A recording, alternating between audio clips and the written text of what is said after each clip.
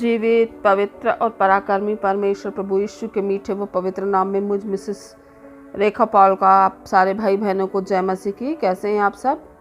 उम्मीद करती हूँ कि प्रभु यीशु के अनुग्रह से ठीक होंगे। मैं आपका आपके अपने चैनल बाइबल हिंदी चैनल में स्वागत करती हूँ, अभिनंदन करती हूँ। मेरे प्रियो, जैसा कि आप देख रहे हैं, आज का विषय है परमेश्वर हमसे किस तरह का उपवास चाहते हैं। परमेश्वर में हम अक्सर उपवास रखते हैं। बहुत सारे लोग बहुत तरह के उपवास रखते हैं, लेकिन क्या कभी हमने सोचा है कि परमेश्वर हमसे किस तरीके का उपवास रखवाना चाहते हैं? परमेश्वर किस तरीके से चाहते हैं कि हम उनके निमित्त, उनके आगे किस तरीके का उपवास रखें? तो आज हम इस विषय पर चर्चा करेंगे। मेरे प्रियो, यहूदी व्यवस्था के अनुसार वर्ष में एक बार विशेष उपवास रखा जाता था, जिसे प्रायश्चित का दिन कहते थे। इसके बाद यहूदी लोग 587 ईसा पूर्व में बेबीलोन के द्वारा यरूशलेम के विनाश पर शोक मनाने के कारण कई उपवास रखने लगे। मेरे प्रियो, जैसा कि अभी कुछ दिन पहले गुड फ्राइडे था, उसमें कई चर्चों में, कलीसिया में, मंडलियों में 40 दिन के उपवास कई लोगों ने किया, ताकि उन लोगों की मनोकामना पूरी हो और वे परमेश्वर को खुश कर सकें। मेरे प्रियो, क्या हमने कभी सोचा है कि कैसा उपवास और किस तरह का उपवास परमेश्वर हमसे चाहते हैं? इसके लिए हम मत्ती का 6 का 16 से 18 में पढ़ेंगे। तो लिखा है, जब तुम उपवास करो तो कपटियों के समान तुम्हारे मुंह पर उदासी न छाई रहे, क्योंकि वे अपना मुंह बनाए रहते हैं ताकि लोग उन्हें उपवासी जाने। मैं तुमसे सच कहता हूँ कि वे अपना प्रतिफल पा चुके। परंतु जब तू उपवास करे तो अपने सिर पर तेल मल और मुंह धो, ताकि लोग नहीं परंतु तेरा पिता जो गुप्त में है तुझे उपवासी जाने। इस दशा में तेरा पिता जो गुप्त में देखता है तुझे प्रतिफल देगा। मेरे प्रियो, यहाँ पर परमेश्वर कहते हैं कि तुम लोग कपटियों की तरह उपवास मत करो, अपने चेहरे पर उदासी मत लाओ। लोगों को पता नहीं चलना चाहिए कि तुमने उपवास किया है। मेरे प्रियो, अगर हम कई लोगों को जैसे पता चलता है कि अरे इसने तो 40 दिन के उपवास किए, तो लोग हमारी बड़ाई करने लगते हैं कि देखो इसने कितना बड़ा प्रभु का दास है, कितना बड़ा भक्त है कि बिना कुछ खाए पिए इसने 40 दिन का उपवास किया है ना।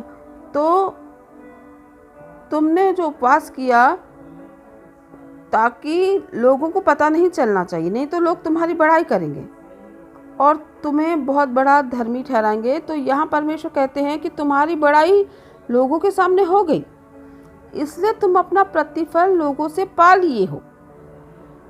तुम्हें परमेश्वर के प्रतिफल की जरूरत नहीं। परमेश्वर कहते हैं हमें उपवास इस तरह से करना चाहिए कि जब हम उपवास में रहें तो अपने आप को सर पर तेल लगाएं और अच्छे से मुंह धो लें, ताकि किसी को पता न चले कि हम उपवास में हैं। परमेश्वर कहते हैं कि केवल मैं ही जो तेरा पिता हूँ, मुझे ही गुप्त में पता होना चाहिए कि तुमने उपवास किया है, ना कि संसार को। क्योंकि अगर संसार को तेरे उपवास का पता चलता है तो आपका ये उपवास का प्रतिफल परमेश्वर आपको नहीं देगा। मेरे प्रियो, परमेश्वर हमसे वास्तव में किस तरह का उपवास करने को कहते हैं, आइए हम इस बारे में पवित्र शास्त्र से और जानने की कोशिश करेंगे। हम पढ़ेंगे मत्ती 17 का 19 से 21 पद। तब चेलों ने एकांत में यीशु के पास आकर कहा, हम उसे क्यों नहीं निकाल सके? तब प्रभु उनको उत्तर देते हैं, उसने उनसे कहा, अपने विश्वास की घटी के कारण, क्योंकि मैं तुमसे सच कहता हूँ, यदि तुम्हारा विश्वास राई के दाने के बराबर भी हो तो इस पहाड़ से कह सकोगे, यहाँ से सरक कर वहाँ चला जा, तो वह चला जाएगा और कोई बात तुम्हारे लिए असंभव न होगी। पर यह जाति बिना प्रार्थना और उपवास के नहीं निकलती। मेरे प्रियो, यहाँ पर एक व्यक्ति के पुत्र में दुष्ट आत्मा थी। अगर हम पहले 19 पद के पहले से पदों को पढ़ते हैं तो यहाँ लिखा है कि यहाँ पे एक व्यक्ति के पुत्र में दुष्ट आत्मा थी और वह व्यक्ति प्रभु यीशु के चेलों के पास अपने पुत्र को ले गए, लेकिन उनके चेले वो दुष्ट आत्मा को नहीं निकाल सके। तब प्रभु ने उस दुष्ट आत्मा को डांटा और वो निकल गई। तब प्रभु यीशु के चेलों ने उनसे पूछा कि हम उस दुष्ट आत्मा को क्यों नहीं निकाल सके। तब प्रभु यीशु ने उनसे कहा, क्योंकि तुम में विश्वास नहीं है। अगर विश्वास होता तो वह पर्वतों से कहेंगे तो सरक जा, तो वो सरक जाएंगे। अर्थात यहाँ पर्वत का मतलब है जो हमारे जीवन में कठिनाइयाँ या समस्या या कोई भी काला जादू या दुष्ट आत्मा से है। और प्रभु उन्हें कहते हैं कि यह जाति बिना उपवास के कभी नहीं निकलती। पर अगर हम पढ़ते हैं तो क्या इस घटना के समय प्रभु यीशु उपवास में थे? प्रभु यीशु उपवास में नहीं थे। मत्ती 11 का 18 से 19 में अगर हम पढ़ते हैं तो लिखा है, क्योंकि यूहन्ना न खाता आया और न पीता, और वे कहते हैं कि उसमें दुष्ट आत्मा है। मनुष्य का पुत्र खाता पीता आया और वे कहते हैं, देखो पेटू और पियक्कड़, मनुष्य महसूल लेने वाले और पापियों का मित्र, पर ज्ञान अपने कामों से सच्चा ठहरा गया है। यहाँ पर प्रभु यीशु कहते हैं कि अगर यूहन्ना खाता पीता नहीं था तो तुम कहते हो कि उसमें दुष्ट आत्मा है, और मैं खाता पीता हूँ और खाता पीता आया हूँ तो तुम लोग मुझे पापियों के मित्र कहते हो। मेरे प्रियो, प्रभु यीशु मसीह आत्मिक उपवास पर ज़्यादा ध्यान देने को कह रहे हैं। हम पढ़ेंगे लूका 5 का 33 से 35 पद को। उसमें वास्तव में किस तरीके का उपवास करने के लिए प्रभु ने कहा है। यहाँ लिखा है, उन्होंने उससे कहा, योना के चेले तो बराबर उपवास रखते और प्रार्थना किया करते हैं, और वैसे ही फरीसियों के चेले भी, परंतु तेरे चेले तो खाते पीते हैं। यीशु ने उनसे कहा, क्या तुम बारातियों से जब तक दूल्हा उसके साथ है उपवास करवा सकते हो? परंतु वे दिन आएंगे जिनमें दूल्हा उनसे अलग किया जाएगा, तब वे उन दिन में उपवास करेंगे। यहाँ पर प्रभु यीशु मसीह उन लोगों को कहते हैं जब दूल्हा उनसे अलग किया जाएगा तब वे उपवास करेंगे।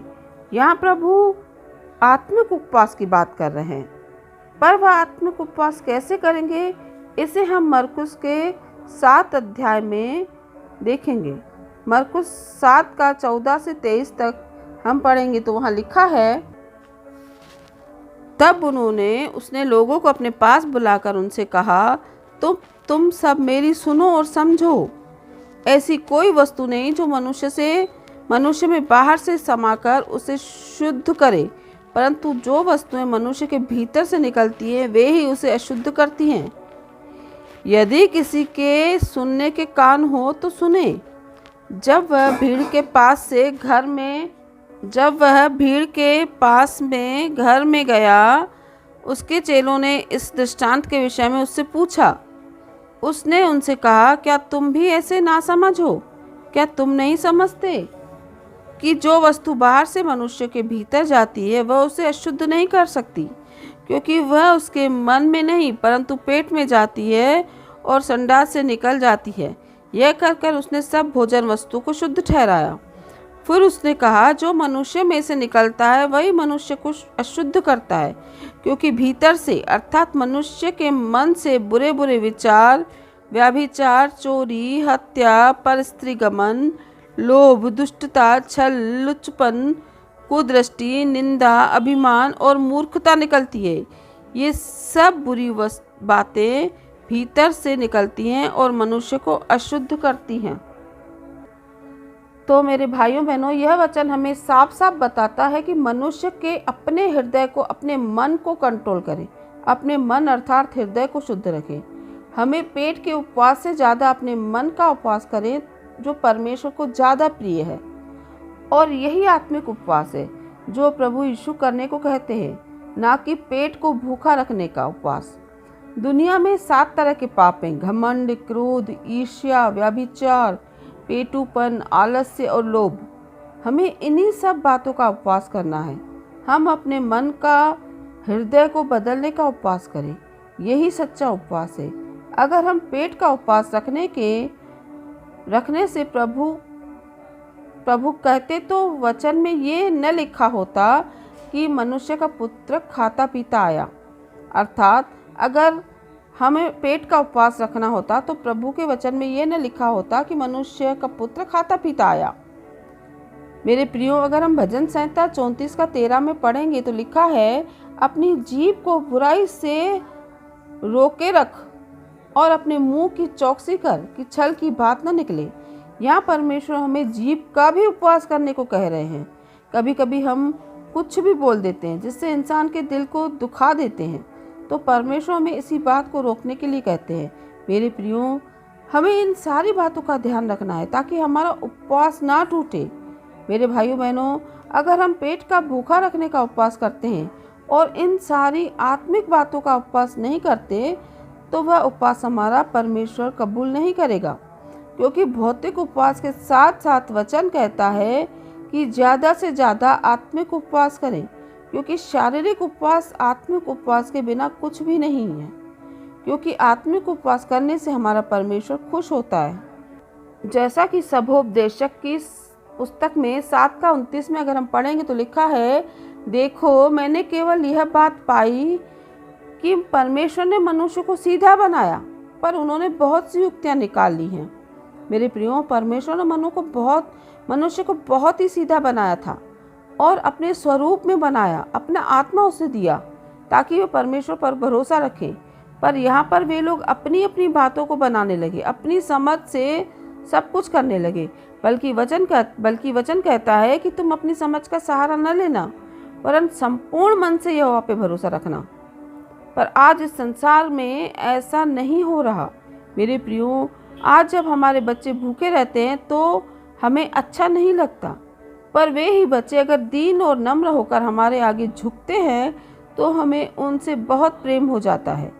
इसी तरह परमेश्वर भी हमसे शारीरिक उपवास से ज़्यादा आत्मिक उपवास करने को कह रहे हैं। मेरे प्रियो, परमेश्वर ने हमें सीधा बनाया, पर हम लोगों ने ही सांसारिक जीवन में बहुत सी युक्तियाँ निकाल ली, जैसे चर्च, कलीसिया, मंडली। हम अपने आप को खुद से भरमा लिए और परमेश्वर को छोड़कर एक भौतिक और एक सांसारिक भवन में जाकर मसीह को अर्थात प्रभु यीशु मसीह परमेश्वर को ढूंढते हैं। परंतु परमेश्वर भवनों में नहीं रहते।